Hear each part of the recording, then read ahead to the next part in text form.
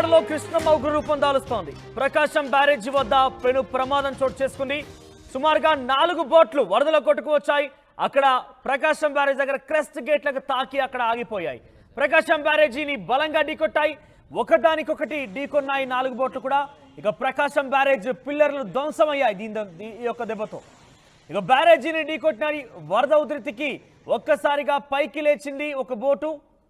ఇక railway track కు 3 అడుగుల దూరంలో ప్రమాదకర రీతిలో ఆ బోటు ఆగిపోయింది. బోటును తొలగించేందుకు ప్రయత్నాలు చేస్తున్నారు అధికారులు. సో ప్రస్తుతం 4 బోట్లు కొట్టుకొచ్చాయి. ఎక్కడి నుంచి కొట్టుకొచ్చాయి ఏంటనే పూర్తి డీటెయిల్స్ మా ప్రతినిధి మా సీనియర్ జర్నలిస్ట్ కృష్ణమోహన్ అందిస్తారు. కృష్ణమోహన్, సిచ్యువేషన్ ఏ రకంగా ఉంది? ఈ బోట్ల కారణంగా, బోట్ అక్కడ రావడమే కాదు, ఆ బోట్ల కారణంగా అక్కడ కొంత పిల్లలు కూడా ధ్వంసమయ్యే. ఏకంగా ఒక బోట్ అయితే ఆ పైకి చేరింది, అంటే రైల్వే ట్రాక్ పైకి చేరింది. సో కరెంట్ సిచ్యువేషన్ ఏంటి? వాటిని తొలగించే ప్రయత్నం చేస్తున్నారు అధికారులు. మనోజ్, మొత్తం మీద వరద తాకిడికి ప్రకాశం బ్యారేజ్ దగ్గర ఉన్న గేట్లతో పాటు కొన్ని ఇబ్బందికరమైన సిచ్యువేషన్ అయితే ఏర్పడ్డాయి. ఇక్కడ బోట్లు మొత్తం కూడా ఒక 4 బోట్లు కొట్టుకొచ్చిన పరిస్థితి. ప్రస్తుతం మనం ప్రకాశం బ్యారేజ్ దగ్గర బోట్ల పరిస్థితి ఏ విధంగా ఉందో చూపించే ప్రయత్నం అయితే చేస్తున్నాను. ఇక్కడ చాలా పెద్ద ఎత్తున ఈ బోట్ అయితే కొట్టుకొని పైకి వచ్చిన పరిస్థితి అయితే ఉంది. బోట్లు ఒక్కసారిగా పైకి వచ్చిన నేపథ్యంలో ఒకసారిగా మనం చూసుకుంటే పెద్ద పెద్ద మరబోట్లు ఇవన్నీ కూడా ఇక్కడికి చేరుకున్న పరిస్థితి అయితే ఉంది. సో 4 బోట్లు వచ్చి ఒక్కసారిగా వీటన్నిటిని కూడా ఢీకొట్టిన పరిస్థితుల్లో ఒక్కసారిగా మొత్తం అసలుకి ఏం జరుగుతుందనే విషయం కూడా అర్థం కాని పరిస్థితి.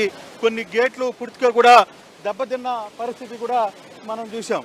సో గేట్లకు సంబంధించి వ్యవహారం కావచ్చు, లేకపోతే ఇప్పుడే సుజనా చౌదరి స్థానిక ఎమ్మెల్యే కూడా దీని పరిస్థితిని వివరించడానికి పూర్తిగా తెలుసుకునేదానికి ప్రయత్నం చేస్తున్న విజువల్ అయితే మనం చూస్తున్నాం. సుజనా చౌదరి కూడా ఇక్కడికి వచ్చి ఇక్కడ ఏదైతే డ్యామేజ్ జరిగిందో ఇవన్నీ అంశాలని ఆయన క్షుణ్ణంగా పరిశీలిస్తున్న పరిస్థితి. బోటు పూర్తిగా ఇక్కడికి రావడం, బోటు వచ్చి ఈ గేట్లని ఢీకొట్టడం, దీంతో ఒక్కసారిగా ఈ పరిస్థితి అయితే చోటు చేసుకుంది. ఇక్కడ స్థానిక ఎమ్మెల్యే, గతంలో రాజ్యసభ సభ్యుడిగా పనిచేసిన సుజనా చౌదరి గారు ఆయన ఇక్కడికి వచ్చి నేరుగా ఇక్కడికి వచ్చి వివరాలు తెలుసుకునే ప్రయత్నం అయితే చేస్తున్నారు. ఇక్కడ బోటు ఢీకొన్న దెబ్బకి అసలుకి డ్యామేజ్ ఎంత పెద్ద ఎత్తున డ్యామేజ్ జరిగిందో మీకు చూపించే ప్రయత్నం అయితే చేస్తాను. ఇక్కడ చూడొచ్చు, ఈ వాలింగ్ గోడ కూడా మొత్తం కూడా ఇక్కడ పడిపోయిన పరిస్థితి, ఇరిగిపోయింది. మీరు చూస్తున్నారు ఎక్స్క్లూజివ్గా. ఈ వ్యవహారంలో మొత్తం ఇక్కడున్న క్రేన్తో సహా, బలమైన క్రేన్తో సహా ఇవన్నీ కూడా విరిగిపోయి బోటు దీన్ని కొట్టుకొని ఈ లాక్స్ కూడా ఓపెన్ అయిపోయిన పరిస్థితి. తలుపులు కూడా ఇరిగిపోయినాయని చెప్పుకుంటున్నారు. దాదాపుగా 3-4 తలుపులు వెళ్ళిపోయిన పరిస్థితి.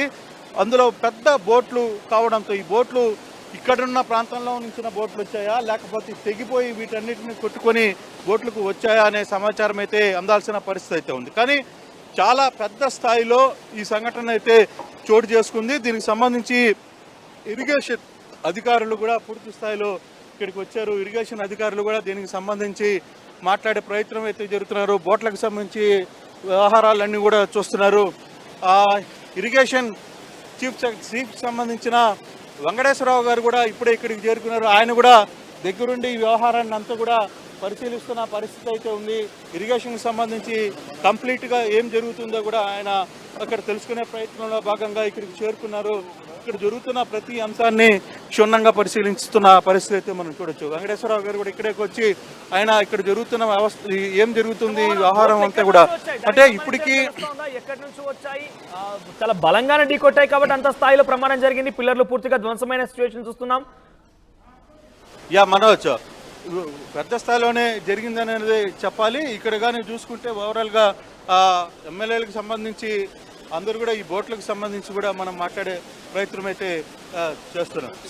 సార్ ఓవరాల్గా ఏం సార్ ఇప్పుడు జరిగిన దాని మీద మీకు ఒక అంచనాకి ఏమైనా వచ్చారా? కాదు వెంకటేశ్వర, ఇప్పుడు అర్జెంట్గా ఏదైనా క్రెయిన్తో కానీ ఏదైనా పక్కా తీస్తే బెటర్ కదా, లేకపోతే ఫర్దర్ వెలాసిటీ పెరిగితే మళ్ళీ ఇంక ఫర్దర్ గేట్లు డ్యామేజ్ అవుతాయి కదా. ఇప్పుడు ఆ వెలాసిటీలో అక్కడికి మనం ఏం వెళ్ళలేము సార్. అక్కడికి వెళ్ళలేము, బట్ క్రెయిన్తో పక్కా చేయలేము, కట్టేయలేమా? చాలా బాగుంది సార్. ఇక్కడ నుంచి భూమి అందడం కానీ ఇవి కానీ కుదరదు. భూమి అందడం కానీ అవి కుదరదు సార్. అది మళ్ళీ ఏదో అడ్డం తిరిగి మళ్ళీ పూర్తిగా అడ్డం వచ్చేస్తే ఇంకా భూమి అందదండి. నేను అనుకోవటం క్రెయిన్ అక్కడెక్కడన్నా పెట్టి చైన్ లాగించగలమా? అదే సార్ ఇక్కడ వచ్చి కట్టడం కానీ అవన్నీ బోట్ల ద్వారా ఏదో వచ్చి కట్టాలి సార్. కడతాడు. ఇప్పుడు అక్కడి నుంచి మనం ఆపరేట్ చేయాలంటే ఈ బోట్ ద్వారా మూవ్ కావాలి సార్. ఈ వెలాసిటీలో మళ్ళీ ఏదైనా అయితే ప్రాబ్లం వస్తుంది సార్. కొంచెం అంటే ఇప్పుడు నా వరి ఏంటంటే ఫర్దర్ వెలాసిటీ పెరిగి ఫర్దర్ గేట్లు కొడతాయేమో అని. డిప్లీషన్ స్టేజ్లో ఉన్నాం కాబట్టి కొంచెం తగ్గుతూనే స్టార్ట్ చేస్తాం. పెరిగితే ఇప్పుడు యాక్చువల్గా అయితే ఇప్పుడు మనం పీక్ వచ్చాం సార్. ఇక్కడ నుంచి ఫాలింగ్ అన్ని పైన ఫాలో అవుతున్నాయి. అదే ఎక్స్పెక్టేషన్. ఎందుకంటే ఇప్పుడు highest flood in the history of Prakasam barrage 1947లో ఏదో వచ్చింది, 48లో. అప్పుడు వేప కృష్ణమూర్తి గారు నేను చనిపోయారు కదా, బ్రీచ్ అయ్యి దానివల్ల అయింది. మ్యాక్సిమం ఫ్లడ్ చేస్తాం ఇదేనా? ఇప్పుడు మనం ఈ గేట్స్ ఆపరేట్ చేయలేం కదా ఇప్పుడు. ఇక ఓపెన్ దొరుకుతున్న కండిషన్ దింపచ్చు.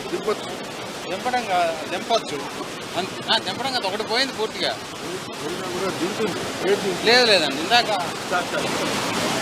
సార్ చౌదరి గారు సార్ ఇప్పుడు ఆల్మోస్ట్ పెట్టారు కదా గేట్ పూర్తిగా కౌంటర్ వెయిట్ అంతా పగిలిపోయింది. ఏదది చూడండి. 3 గేట్లు ఆల్రెడీ దెబ్బతిన్నాయని నిజమేనా సార్? అది ఎంతవరకు కంట్రోల్ అవ్వే 3 గేట్లు బాగా డ్యామేజ్ అయింది. ఈ బోట్లు ఎక్కడి నుంచి బోట్లు ఎక్కడో ఉండుంటాయి, మరి ఎక్కడి నుంచి వచ్చినాయి వాళ్ళు తెలియదు కదా. ఈ అన్ని స్టీల్ బోట్స్ చాలా హై వెలాసిటీతో వచ్చి కొట్టుకున్నట్టున్నాయి.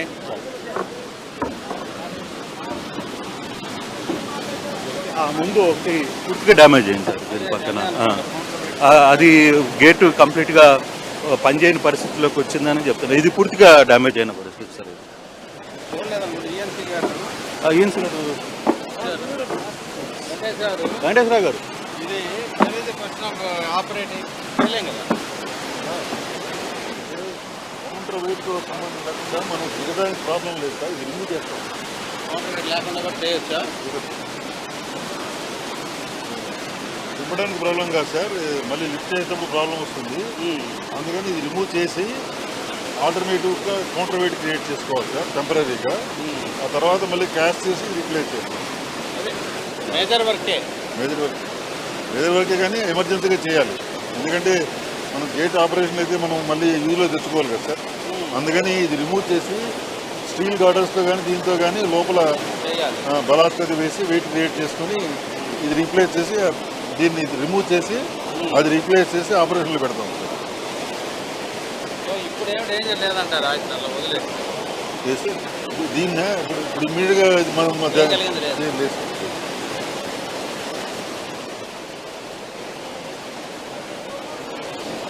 ఇప్పుడున్న సార్ ఇప్పటికిప్పుడు దీన్ని ఏమైనా ఇది చేయగలమా సార్?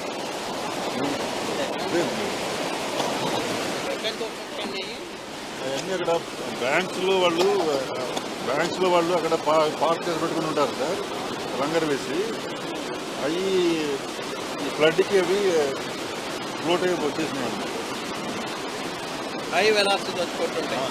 అక్కడ బ్యాంకులో వాళ్ళు ఎక్కడైతే మన కట్టి మనం కట్టుంటారు, ఈ వెలాసిటీకి అది బాగా కొట్టుకుని వచ్చేసి. సో ఇప్పుడున్న పరిస్థితుల్లో ఈ గేటుకి సంబంధించి వ్యవహారంలో అధికారులు ఒక నిర్ణయానికైతే వస్తున్నారు. కానీ ఇప్పటికిప్పుడు దీన్ని ఏమీ చేయలేని పరిస్థితులే ఉంది. ఈ గేటుని దాదాపుగా 3 గేట్లు కొట్టుకుపోయిన పరిస్థితి అయితే చాలా స్పష్టంగా కనబడుతున్నాయి. అయితే దీనివల్ల ఇబ్బంది లేదు, కొంత వరద ఫ్లో తగ్గాల్సిన పరిస్థితి అయితే ఉంది అని చెప్తున్నారు. ఈ బోట్లు కూడా ఎక్కడి నుంచి వచ్చాయి మనం కానీ చూసుకుంటే ఇనప వైర్లు విజయ్ ఇనప వైర్లను కూడా కట్ చేసుకొని ఆ ఇనప వైర్లతో కట్టున్నప్పుడు కూడా ఆ వాటర్ ఫ్లోకి అది తెగి బయటకు వచ్చేసిన పరిస్థితి అయితే కృష్ణమోహన్, ప్రస్తుతం ప్రకాశం బ్యారేజ్ సంబంధించి గేట్లు ఎత్తేసారు అధికారులు. గేట్లు ఎత్తేసిందా? గేట్లు మొత్తం ఎత్తేసిపోతే అసలు విజయవాడ ఉండదు. ఆల్మోస్ట్ ఫ్లో అవుట్ ఫ్లో 11 లక్షల క్యూసెక్లు వచ్చిన పరిస్థితి అయితే చాలా స్పష్టంగా కనపడుతుంది. ఇప్పుడు ఇన్ఫ్లో 11 లక్షలు ఇన్ఫ్లో ఉంది, అవుట్ గో కూడా సేమ్ ఉంది.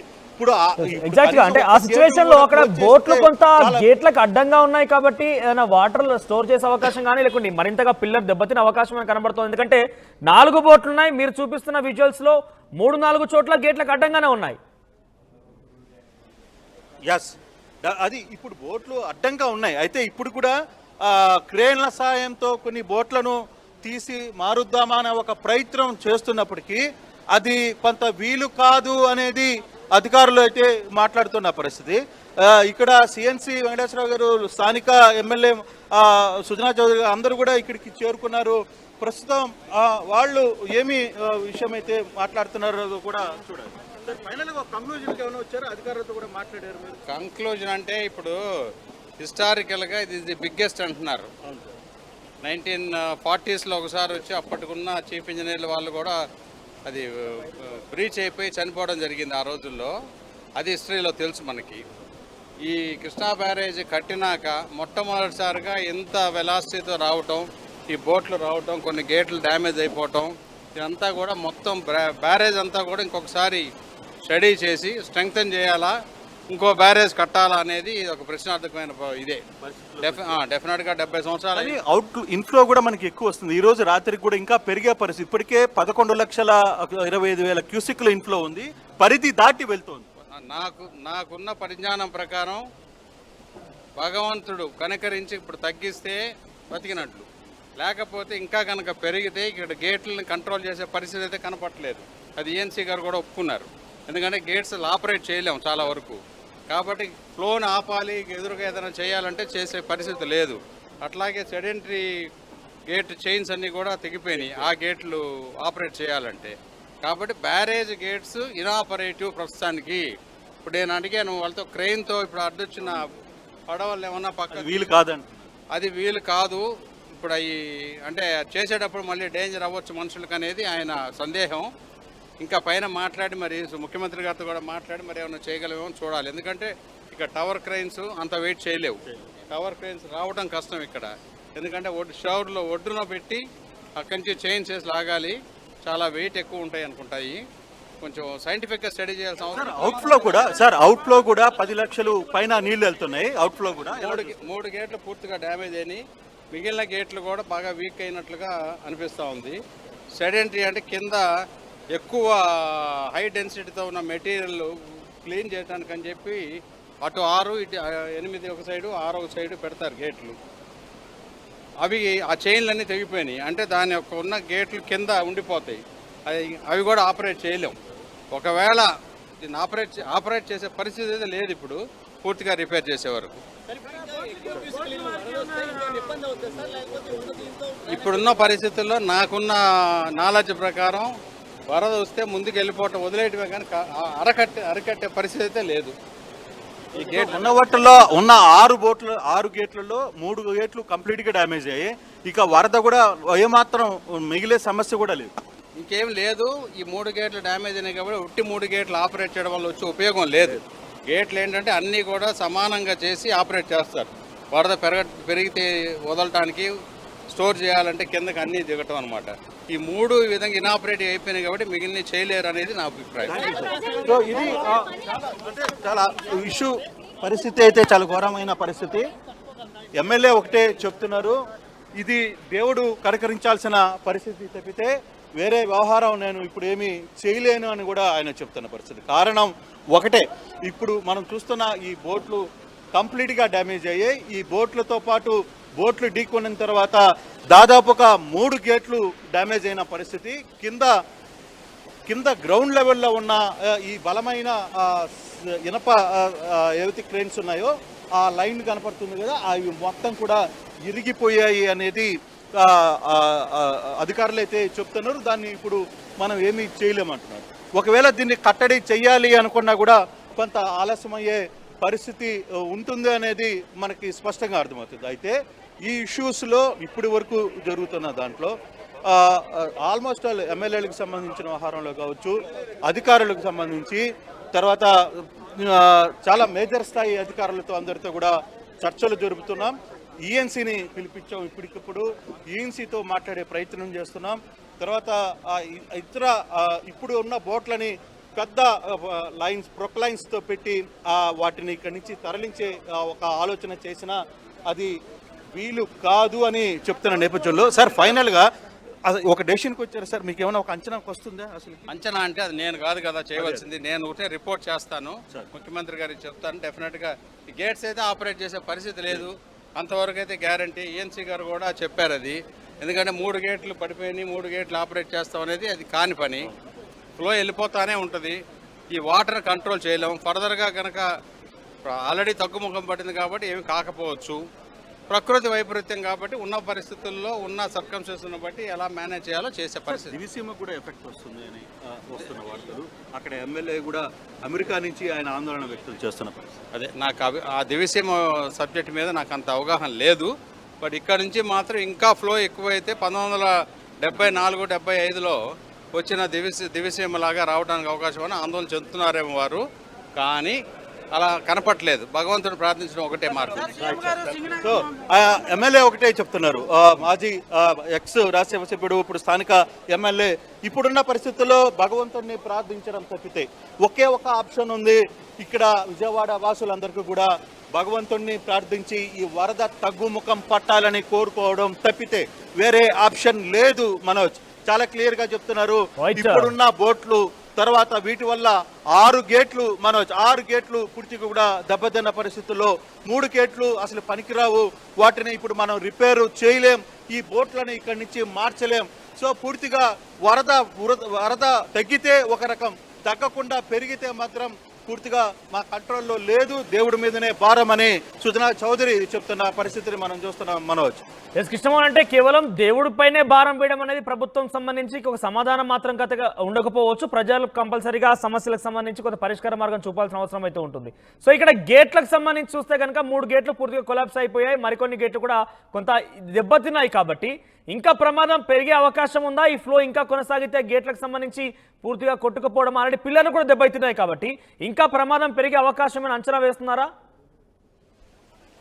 ఎస్ ఇందాక సుజనా చౌదరి కూడా ఇదే మాట ఒక మాట చెప్పారు. ఈ బోట్లు కాదు అసలుకి ఈ బ్రిడ్జే ప్రమాదంలో పడబోతుంది అని.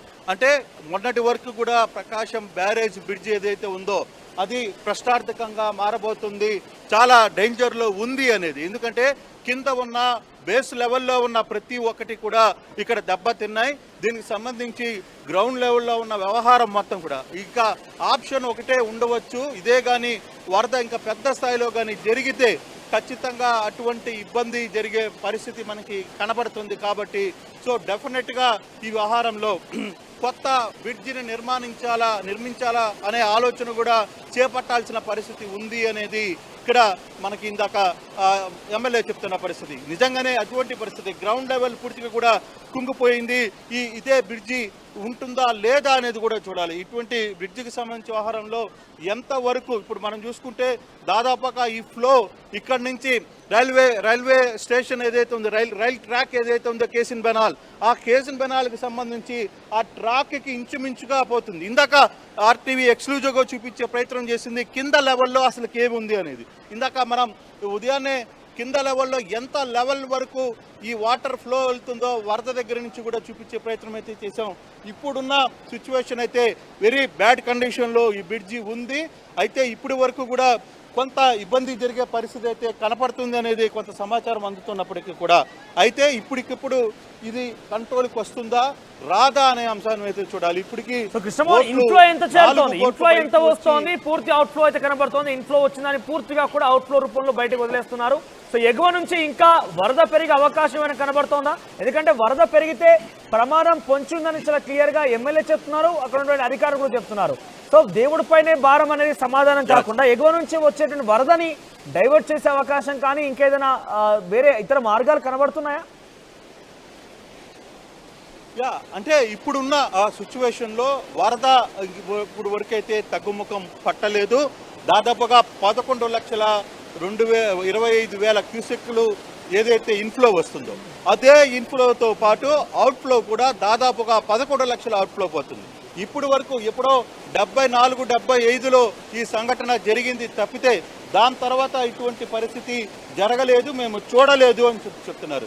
ఇది ఒక విజయవాడకి కేవలం విజయవాడ వర్షం వల్ల కాదు, బయట నుంచి వస్తున్న వరద. ఈ వరదది కంట్రోల్ మా చేతిలో లేదు.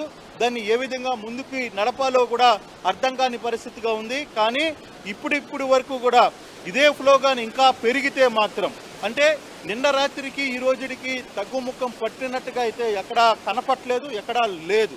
బహుశా ఈరోజు ఇప్పుడు ఉదయం నుంచి వర్షం కొంత తగ్గుముఖం పట్టింది కాబట్టి విజయవాడ పరిసర ప్రాంతాల్లో కూడా మార్నింగ్ కొంత వర్షం పడ్డా ఇప్పుడు కొంత వర్షం తగ్గుముఖం పట్టింది కాబట్టి దాదాపుగా కొంత అంచనాకైతే వస్తున్నారు.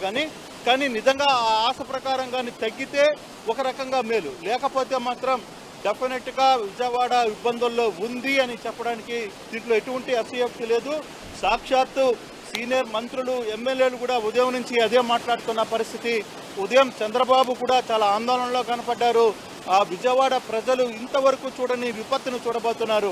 అయితే అదృష్టం కొద్దీ ఇంకా విజయవాడలో పెద్దగా వర్షం లేదు కాబట్టి పైనుంచి వస్తున్న ఫ్లో వరకు మాత్రమే కొంత డేంజర్లో ఉంది.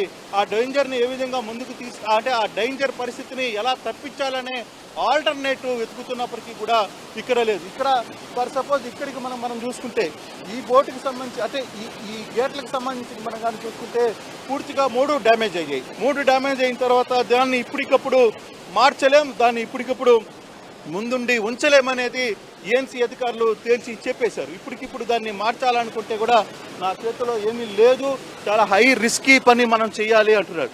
ఒకవేళ పెద్ద ప్రొక్లైన్లు తీసుకుని వచ్చి వీటిని పక్కకు నెడదామా అనుకుంటే ఇక్కడ ఉన్న ప్రొక్లైన్లు కూడా దానికి సంబంధించి ఎటువంటి ఇష్యూస్ లేవు అనేది చాలా అర్థమవుతున్న పరిస్థితి. సో ఇప్పుడు మనోజ్ ఒకే ఒక ఆల్టర్నేట్ ఉంది, వాటర్ని కంప్లీట్గా వదిలేయాలి. మొత్తం వరద ఫ్లో మాత్రం తగ్గుముఖం పడితే తప్పితే ఇప్పుడున్న సిచ్యువేషన్ కంట్రోల్లోకి రాదు, అండర్ కంట్రోల్లోకి ఉండదు అనేది మనకి చాలా స్పష్టమవుతున్న పరిస్థితుల్లో. సో డెఫినెట్గా ఇప్పుడు జరిగిన డ్యామేజెస్, బ్రిడ్జికి సంబంధించిన డ్యామేజెస్ కావచ్చు, అంతర్గతంగా ఇంటర్నల్గా కింద గ్రౌండ్ లెవెల్లో జరిగిన పరిస్థితి కావచ్చు, వీటన్నిటికీ కూడా కొంత అంచనా మనకైతే స్పష్టంగా కనపడుతోంది.